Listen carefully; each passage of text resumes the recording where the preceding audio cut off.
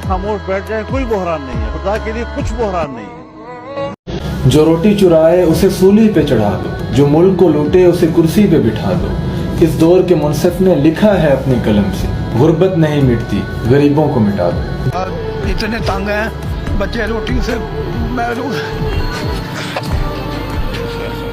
दोस्तों, गरीब 1 किलो आटा लेने के लिए तरस रहा है और इनको मर्सिडीज गाड़ियां खरीदने की पड़ी हैं। एक तो महंगाई है, आटे का बहरान चल रहा है और ऊपर से गरीबों के जख्मों पर नमक छिड़का जा रहा है। सुनिए जनाब साहब को। खामोश बैठ जाए, कोई बहरान नहीं है, खुदा के लिए कुछ बहरान नहीं है।